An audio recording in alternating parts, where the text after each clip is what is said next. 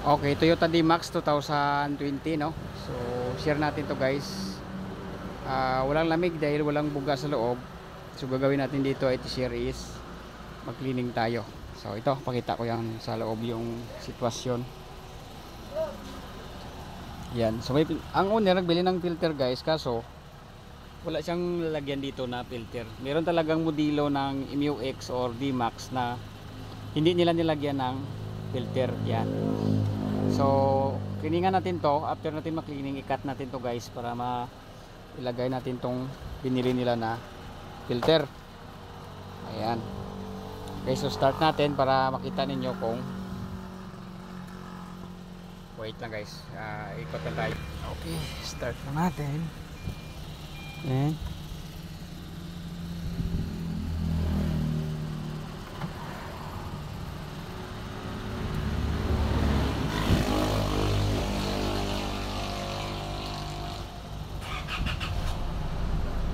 Okay, so on natin yung aircon guys, no, para makita ninyo, no. On aircon. Ito. So naka number 1 siya, no.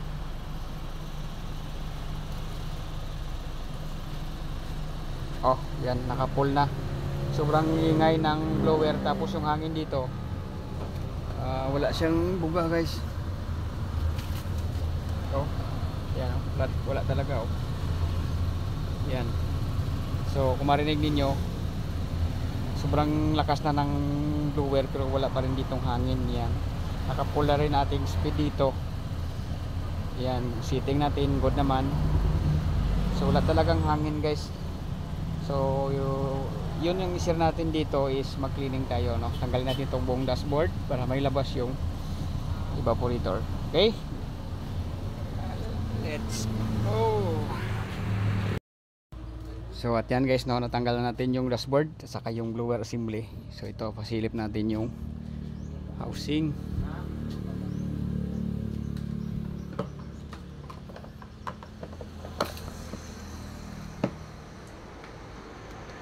Ponong hindi latest niya, ponong. Ayan, so ito yung evaporator niya. Bingko ba? May kwa. Sensor.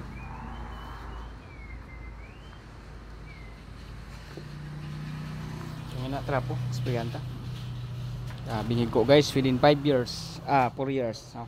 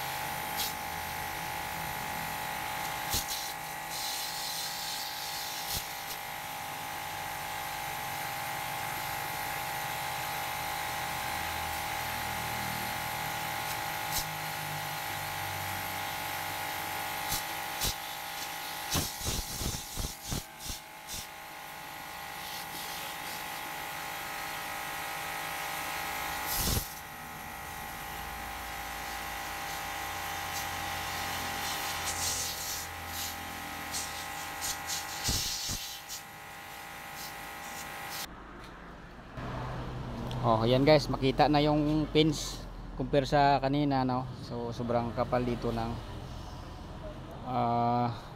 dumi, yung mga alikabok.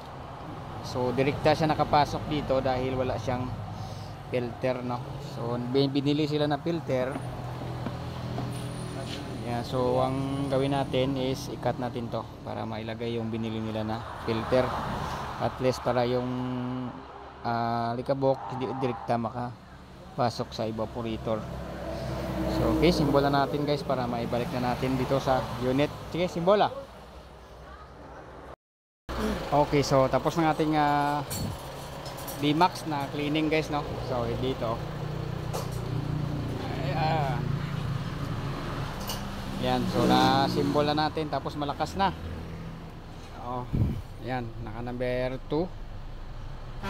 So lakas na ng kanya ano. Ulam tayo di papilanay. Oh, yan oh.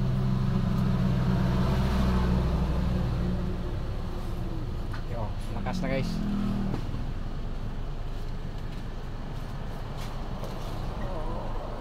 Diyos, guwapo.